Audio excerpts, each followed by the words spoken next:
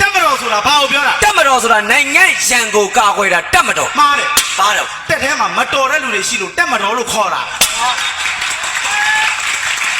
ဘာလဲ ဆရာကြီးဆရာကြီး မေး အဲ့ဒါကတော့ မေး မြန်မာနိုင်ငံမှာအများဆုံးတွေ့ရတဲ့စိုင်းပုတ်က တိမ်မပေါက်ရ မားတယ် ကုန်းတွေမထွေးရ မားတယ် အမိုက်မပြေးရ မားတယ် မြန်မာနိုင်ငံမှာအများဆုံးတွေ့ရတဲ့စိုင်းပုတ်မသိဘူးကွာ မသိမချင်းမထားမြန်မာနိုင်ငံမှာအများဆုံးတွေ့ရတဲ့စိုင်းပုတ်ကတောက်ပိုင်နေမကျူးကျော်ရ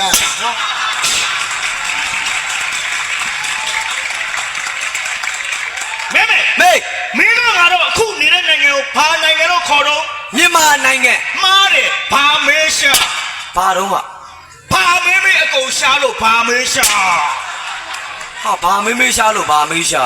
လွတ်တော်ဆိုတာဘာကိုပြောတာ နိုင်ငံရဲ့ကောင်းကျိုးဆိုးကျိုးအရေးအရာအဖုံဖုံကိုဆွေးနွေးတဲ့နေရာကလွတ်တော် မှားတယ် ဘာတော့ မှတ်တာလူအပေါင်းစုဝေး၍အိမ်ငိုက်သောနေရာကိုလွတ်တော်ဟုခေါ်ပါသည် ဟာတေချင်းတို့လုံနေပြီတော့ မြန်မာနိုင်ငံမှာရှိစရာအကောင်းဆုံးစာပါစာ မြန်မာနိုင်ငံမှာရှိစရာအကောင်းဆုံးစာကအကြည်တော်တို့ဘာလို့ရေးတဲ့ဟာတစာအုပ်တွေ မှားတယ် ဘာတော့လဲဆို ငါပြောပြလိုက်ရင်မင်းမှရည်ကျင်သွားမယ် ပြော မြန်မာနိုင်ငံမှာရှိစရာအကောင်းဆုံးစာကမြန်မာအားကစားကဘာကိုလွှမ်းစေရမည် အေးဟာရည်ရတယ်လို့တော့ရှိတယ်ဟော